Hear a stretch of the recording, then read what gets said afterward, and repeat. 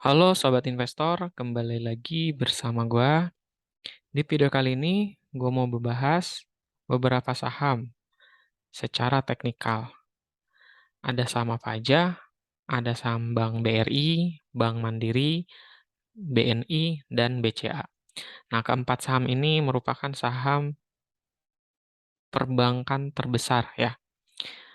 3 diantaranya BUMN dan satu swasta, yaitu BCA.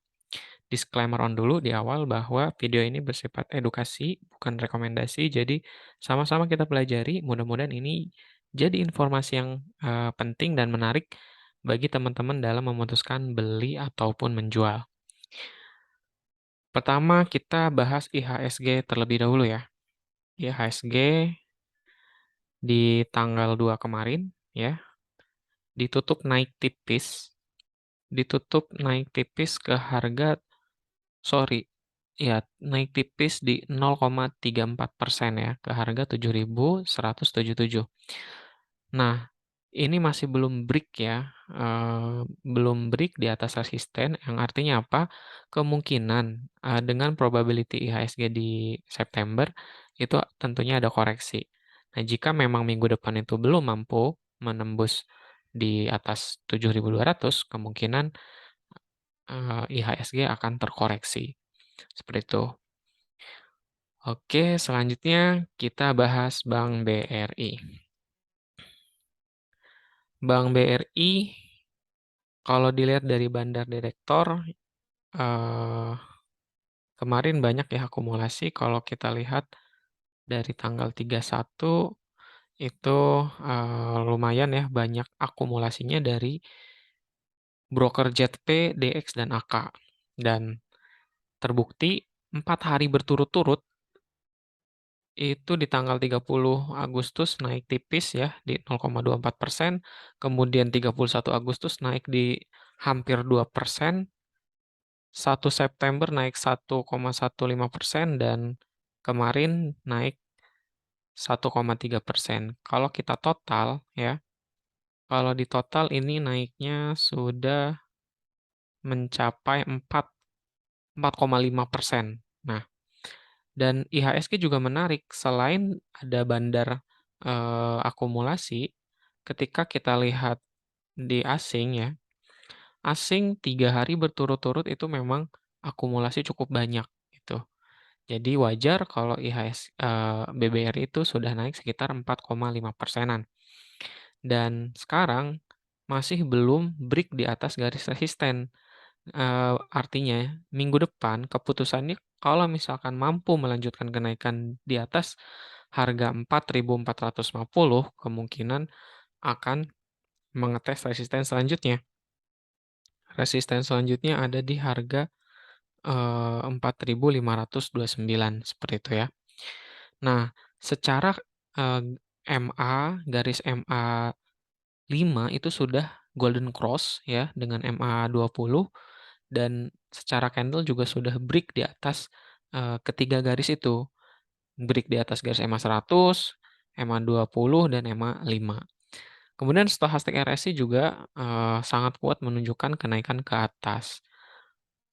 Jadi hati-hati buat teman-teman yang sudah beli di tanggal 30 ya atau cicil di Agustus, kemungkinan ada koreksi ya, karena naiknya sudah banyak. Kita lihat di seasonality itu probability-nya cuma 40%. Jadi kemungkinan minggu depan keputusannya kalau misalkan gagal break di atas 4.450, kemungkinan akan koreksi seperti itu ya. Oke, itu BRI, kemudian kita lanjut BBCA.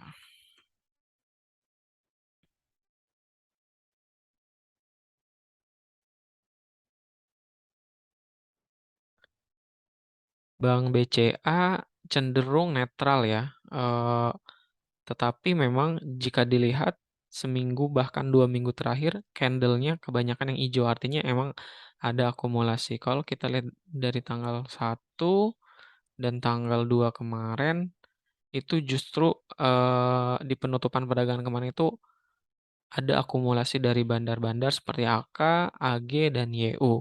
Jadi kemarin sempat naik tipis di 1%-an, itu sudah mentok di resistennya di 8.225.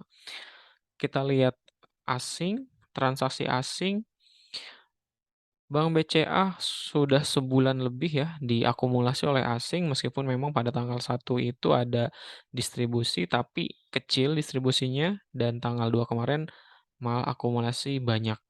Jadi dalam pergerakan candle ya, BBCA ini uptrend dan secara garis EMA 20, EMA 5, dan EMA 100 ini posisinya sudah bagus, dan kemarin pernah gua bahas di bulan Juni dan Juli, itu ada gap kan, dan gap udah resmi tertutup ya. Artinya, eee, berbeda dengan BRI tadi ya, kalau BBRI masih ada gap nih, dibandingkan bank-bank yang lain ya, nanti kita lihat BNI dan Mandiri, BRI doang nih yang masih terbuka gap-nya. Dan ini kemungkinan kalau misalkan diproyeksikan bakal tertutup, tersisa berapa persen lagi kemungkinan kenaikannya sekitar 9% sampai gap-nya tertutup. Dan kita lihat di sini BCA secara seasonality, Bank BCA probability-nya cuma 40% kenaikannya. Jadi, hati-hati dengan kenaikan yang sudah besar dan sekarang mentok di antara resisten, belum breakout. Minggu depan kalau misalnya gagal breakout kemungkinan ada koreksi. Ketika koreksi bisa di kesempatan untuk kita serok dan, sampai bisa koleksi sampai window dressing ya, sampai akhir tahun. Itu BBCA. Selanjutnya ada BBNI.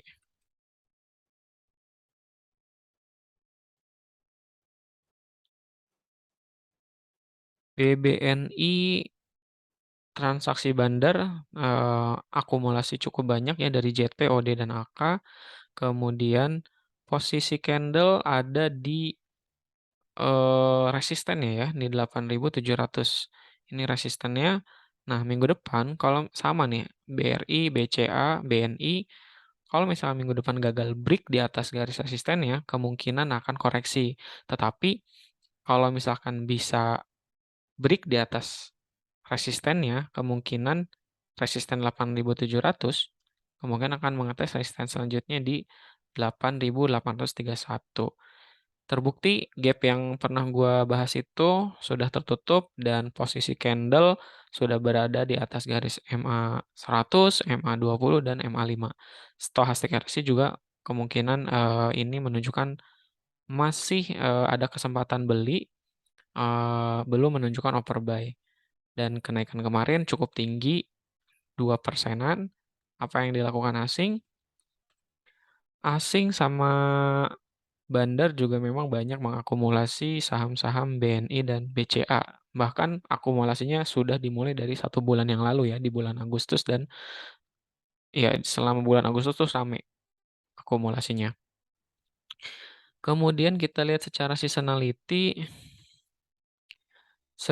seasonality untuk BBNI ya, kita lihat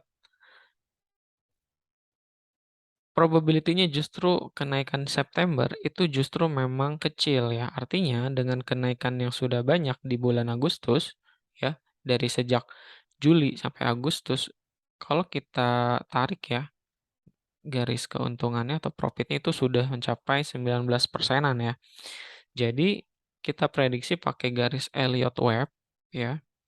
1, kemudian 2, 3.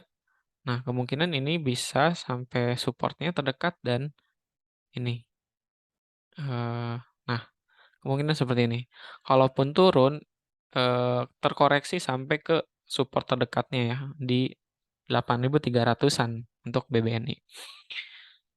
Nah, jika memang nanti koreksi, ya ini kesempatan untuk kita koleksi dan jual di window dressing. Kemudian kita lanjut di BMRI. Ini Big Four bank terakhir ya yang kita bahas, dan kita lihat di sini BMRI sama dengan bank-bank yang lain yang BBRI, BBCA, BBNI ya, dan Bank Mandiri pun ternyata belum mampu menembus resisten terkuatnya di 8.940. Dan pada perdagangan kemarin BMRI justru terkoreksi 0,8%.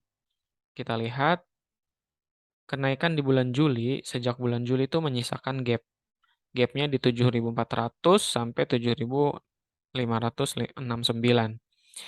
Nah, sama seperti BBNI ya, kemungkinan ini akan koreksi. Koreksinya ya sampai 8.600-an ya, kalaupun nanti koreksi.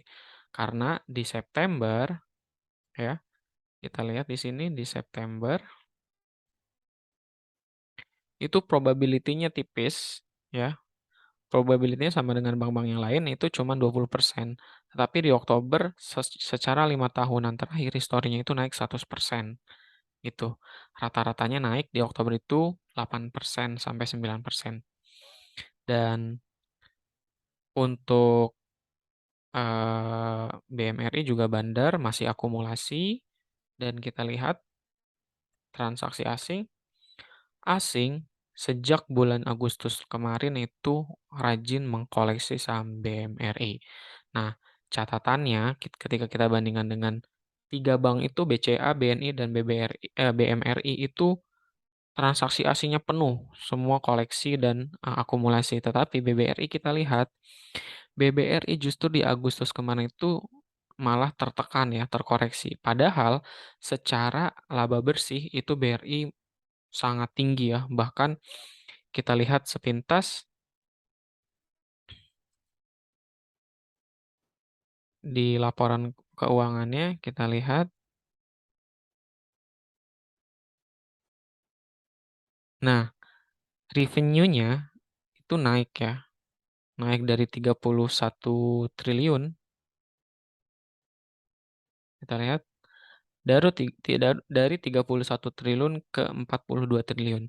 Dan laba bersihnya itu 3 kali lipat naiknya, ya dari 5 triliun ke 12 triliun, hampir 3 kali lipat.